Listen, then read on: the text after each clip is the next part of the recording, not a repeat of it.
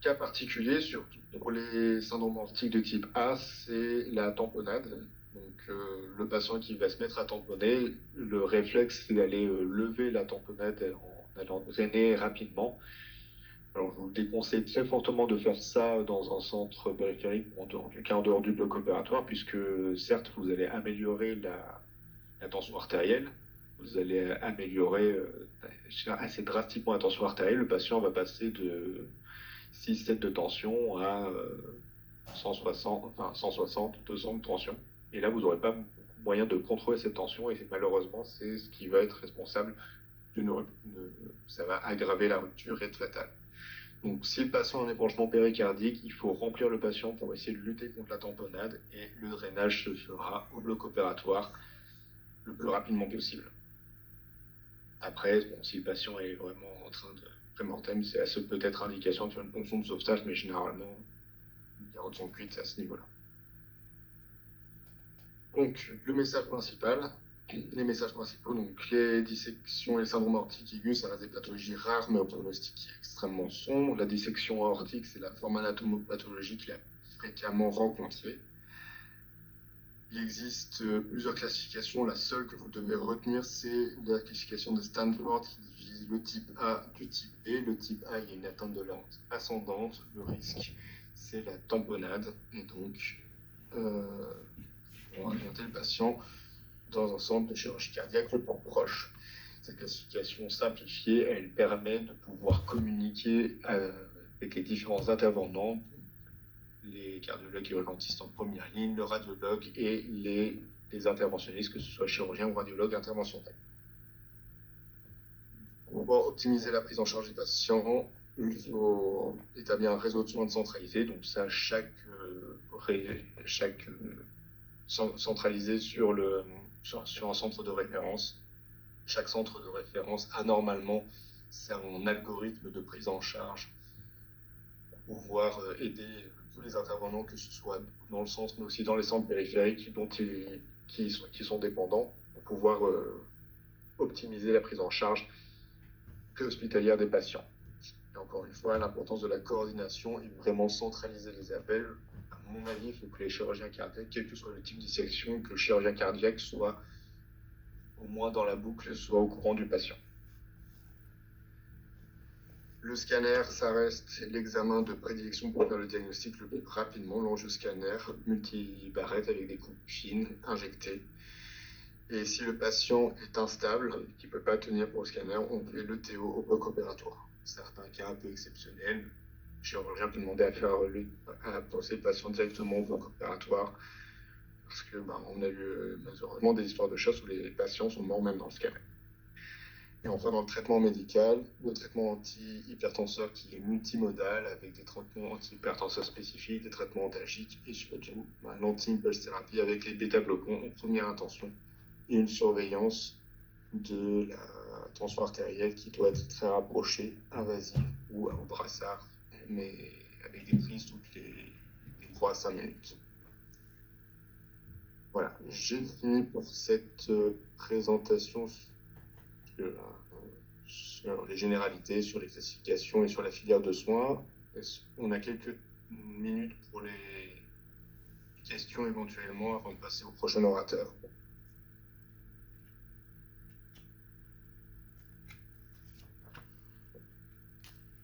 Alors, je vais essayer de répondre aux questions. Tac, tac, tac.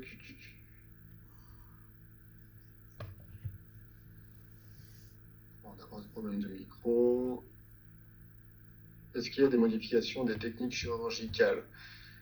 Ouais. Alors, ici, SAA avec infarctus. Alors, les techniques chirurgicales, ça va dépendre essentiellement pour le chirurgien. L'objectif principal de la chirurgie, c'est d'éviter la rupture et de fermer les portes d'entrée proximales. Donc après, en fonction des techniques chirurgicales, il va y avoir plusieurs techniques chirurgicales qui vont s'adapter pour au moins ces deux objectifs.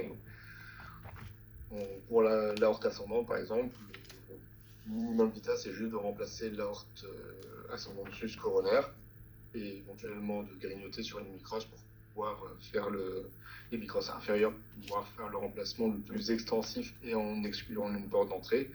Après, s'il y a une atteinte au niveau de la racine aortique, ben, il faut changer la racine aortique. S'il y a une maladie annulo-ectasiante avec un anévrisme très important au niveau de la racine aortique, il faut changer la racine aortique. Si on a une atteinte au niveau de la crosse, il va falloir changer la crosse. On a des techniques maintenant qui sont plus récentes avec les techniques hybrides, avec des systèmes où on fait la chirurgie ouverte, mais avec du matériel, avec des stents qui vont permettre de préparer le coup d'après. Il faut aussi garder en tête que plus le geste va être invasif, plus le geste va être lourd, plus le patient va le payer, et que le but avant tout c'est de sortir le malade. Donc, ça va dépendre aussi de l'état de santé, du statut clinique du patient. Si le patient est en état de choc, ben, des fois on fait un geste minimaliste, entre guillemets, pour essayer tout simplement de sortir.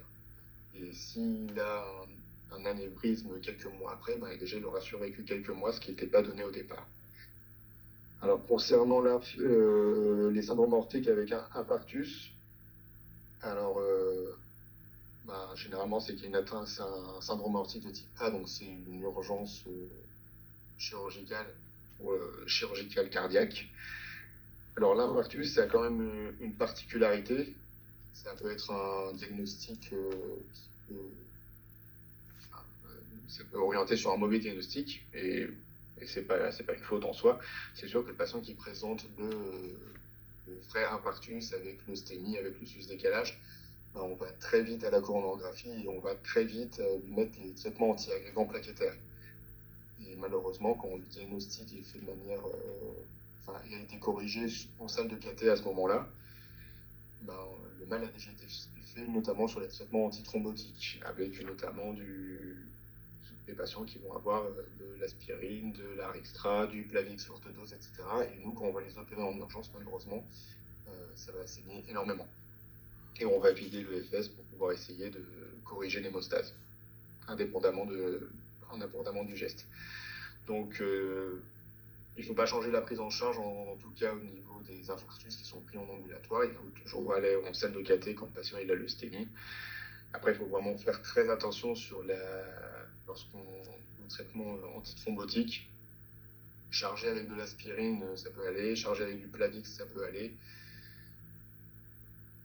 Mais c'est sûr que quand on commence à mettre d'autres traitements antithrombotiques, ça peut devenir beaucoup plus compliqué. Phénomène de malperfusion d'organes et traitement anti-HCA, que faire? Alors, si vous avez une malperfusion statique, de toute façon, il faut traiter l'antihypertension. Il faut traiter le traitement antihypertenseur de manière générale. Après, le traitement antihypertenseur, il faut vraiment faut lever le pied uniquement chez le patient qui va être en état de choc. Après, si c'est une malperfusion statique d'un organe, ben, le but, ça va être d'essayer de reperfuser rapidement cet organe, donc soit de manière interventionnelle, soit de manière chirurgicale, si le traitement n'est pas, si le traitement n'a pas suivi.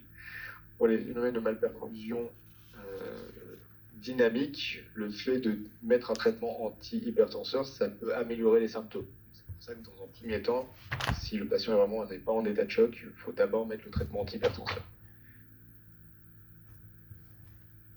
En état de choc, mise en route des amines, si oui, plutôt noradrénaline. Alors en état de choc, d'abord remplissage pour essayer de lutter.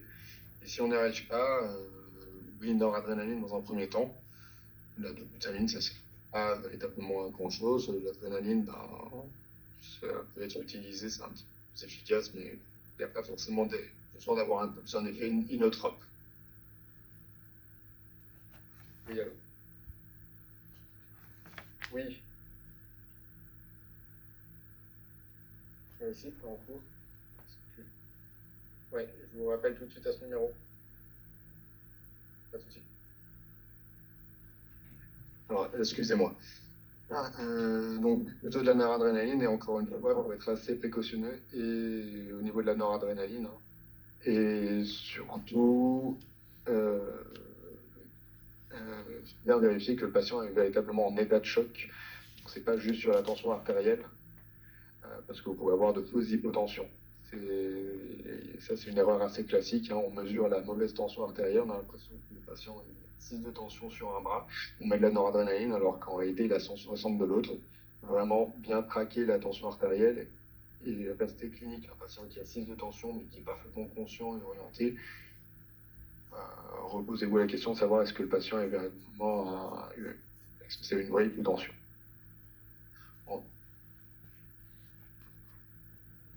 En cas d'atteinte des coronaires, donc le traitement médical, éviter les traitements qui fluidifient le sang. Pour le chirurgien, ce sera toujours mieux. Mais après, si, en tout cas pour l'infarctus, et en post-op à moyen et long terme, généralement, c'est de l'aspirine seul. On met pas d'aspirine. Dans la pathologie, même s'ils font un infarctus, on n'est pas du tout dans la pathologie athéromateuse. Donc généralement, de l'aspirine seule, ça suffit.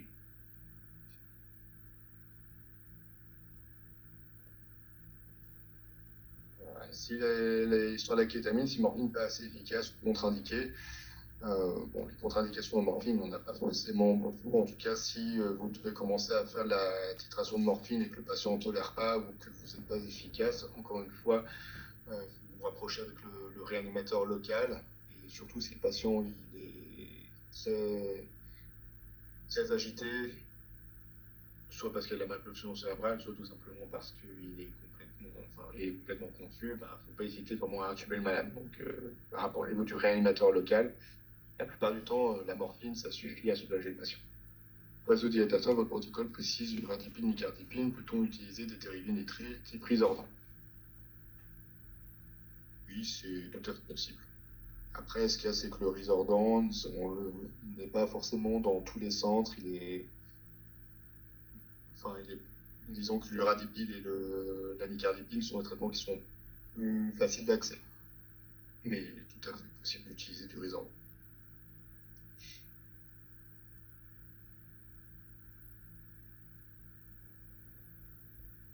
Est-ce qu'il y a des gens avec douleur d'intensité faible ou intermittente? Alors, la douleur, elle est rarement intermittente. C'est plutôt les phénomènes de malperfusion qui sont intermittents. C'est classiquement le patient qui fait la paraplégie, il tombe parce que ses jambes n'arrivent plus à tenir, puis il arrive à se relever, puis il n'arrive plus à se retenir, et puis il retombe. Ça, c'est vraiment un problème classique. Il y a des formes assez frustres en termes de douleur. Il faut savoir que la douleur thoraco-abdominale n'est pas rapportée dans 10% des cas. Donc c'est surtout des patients qui vont présenter un phénomène de malperfusion ou en état de choc en premier lieu. Petite particularité, un patient qui est très douloureux et qui vous avez commencé le traitement, il va encore avoir un petit moment douloureux.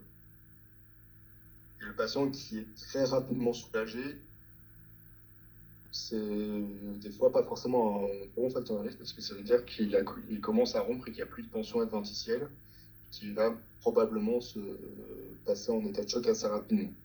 Donc les patients, ils ont toujours un petit peu de douleur au départ.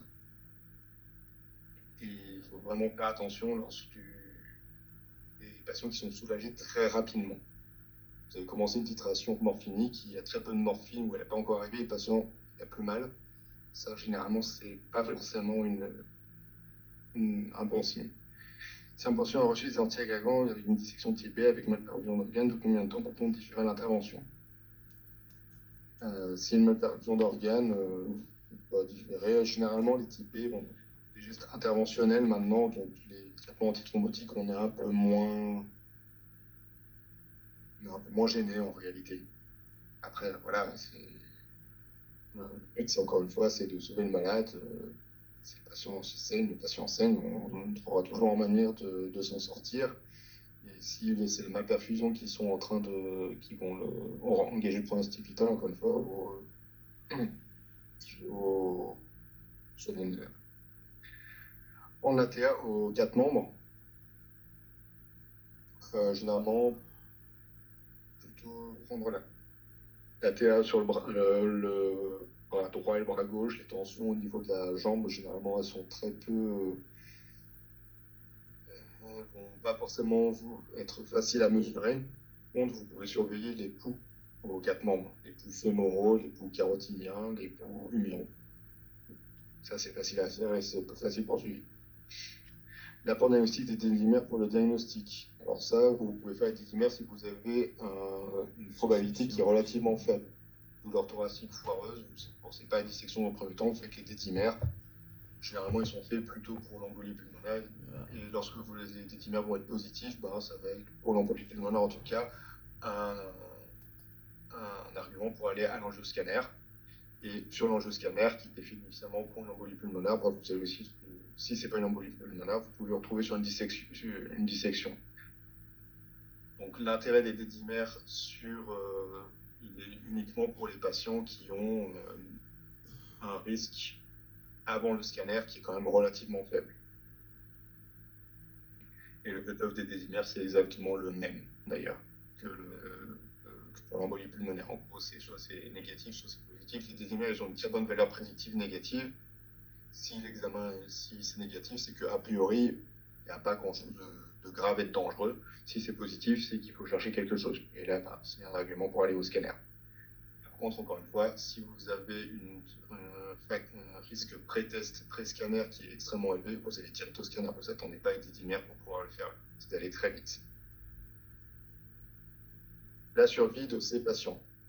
Alors, ça dépend. La survie des patients avant opération, il y en a à peu près 20% qui meurent avant d'arriver à l'hôpital. La survie des patients qui sont opérés, en tout cas pour les types A, c'est selon leur état clinique et les malperfusions préopératoires, ça va entre 10 et 30%. C'est sûr que la dissection qui est dans le coma ou qui a les malperfusions digestives, il a moins de chances de s'en sortir que le patient qui n'a juste qu'une douleur thoracique. La malperfusion, la survie des patients qu'on traite uniquement médicalement, parce que des fois il y a des patients qui sont beaucoup trop graves pour pouvoir subir une intervention. Juste avec un traitement médical, elle peut être de 40%, ce qui va malheureusement tuer les patients, c'est s'ils convertissent avec une extravasation, donc une tamponnade ou un hémothorax ou un hémode rétropéritoine, ça généralement c'est fatal. Et on a encore quelques minutes pour les questions, si vous en avez.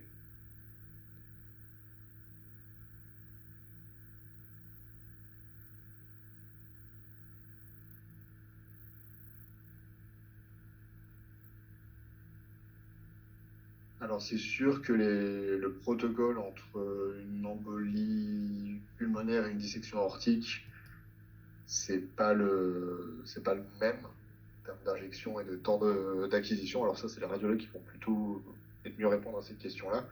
Après, en vrai, même si vous partez sur une embolie pulmonaire et que c'est pas une embolie pulmonaire, on va quand même avoir quelques stigmates qui peuvent orienter sur une dissection aortique. On va avoir un épaississement de la paroi. Selon le temps d'injection, des fois, on peut avoir un flap qui peut apparaître de manière un peu fantomatique. Le radiologue, s'il savait juste répondre à la question est-ce qu'il y a une embolie pulmonaire ou pas, à mon avis, le travail il est fait aussi qu'à moitié. Le patient qui vient pour une douleur aiguë, vous pouvez dire je suis avec une embolie pulmonaire, mais il faut quand même évoquer, comme on l'a appris en tant qu'externe, patient qui a une douleur thoracique, il faut évoquer épanchement péricardique, infarctus, embolie pulmonaire, dissection, c'est le moyen mnémotechnique que tout le monde a appris. Voilà, il faut le traquer quand même. Et au moindre doute, le radiologue, il ne faut pas qu'il hésite à refaire quelques coupes d'injection pour pouvoir le faire. Si vous voulez vous donner un argument de plus, éventuellement pour orienter sur l'embolie pulmonaire ou sur la dissection aortique, ce que je vous conseille aux urgences, c'est de faire une échographie transthoracique. Ça peut vous donner quelques éléments en plus. Sur l'embolie pulmonaire, vous allez avoir des signes de cœur droit. Sur la dissection aortique, vous pouvez avoir idéalement un flap. Donc là, le diagnostic il est fait, et puis le scanner, c'est juste pouvoir faire l'étendue l'état des lieux des dégâts. Et vous pouvez avoir des signes indirects comme une insuffisance aortique ou un épanchement péricardique. Donc l'échographie transthoracique, vous pouvez la faire. Vous pouvez la faire aux urgences, on peut même la faire au lit du malade par les équipes de SMUR. Une fast écho, on peut avoir déjà, même si l'appareil n'est pas forcément très performant et qu'on n'est pas forcément habitué à le faire, ça peut donner des arguments de plus pour orienter. Intérêt de la dopule dans la tamponnade, aucun. Tamponnade, il faut remplir. éventuellement même de la noradrénaline si le patient est en état de choc, mais pas d'obus, ça sert à rien. En réalité, ce sont des bons cœurs, ça sert à rien qu'ils tapent plus fort. Il faut que le cœur soit rempli. Comme il est nécessaire de contrôler PA et FC, pourquoi privilégier la nicardipine sachant qu'elle a des effets tachycardisants? Alors, de toute façon, encore une fois, la nicardipine ou l'uratipine, ce sont des traitements vasodilatateurs périphériques qui vont avoir un effet tachycardisant. Et encore une fois, j'insiste sur le fait qu'il faut d'abord mettre un bêta-bloqueur pour justement s'affranchir de cet effet tachycardisant. D'abord le bêta-bloqueur et ensuite les vasodilatateurs périphériques. La dopamine, j'ai déjà dit. Alors, le traitement chirurgical, c'est des dissections aortiques de type A atteinte de l'aorte ascendante. Le risque, c'est la tamponade. Le risque, c'est l'état de choc sur l'infarctus, sur l'insuffisance aortique. La seule issue thérapeutique, c'est la chirurgie cardiaque sous CEC pour faire le remplacement de l'aorte ascendante et plus ou moins extensif sur la racine aortique ou sur la crosse. Donc, dissection type A, vous appelez chirurgien cardiaque. Section type A, vous appelez le centre de référence qui est, enfin, nous en tout cas, à Grenoble, c'est le chirurgien cardiaque.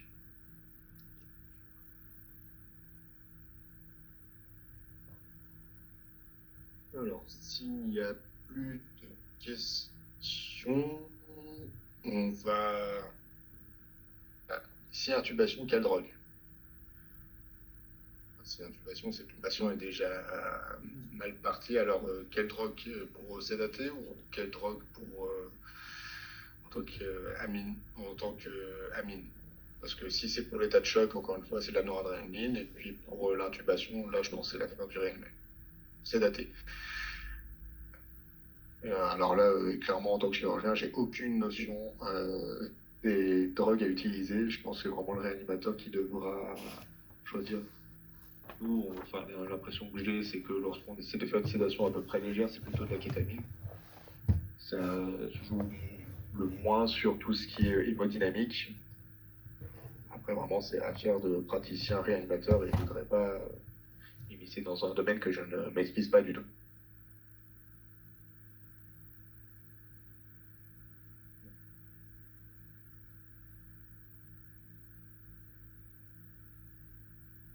Alors, on va passer à l'intervenant suivant.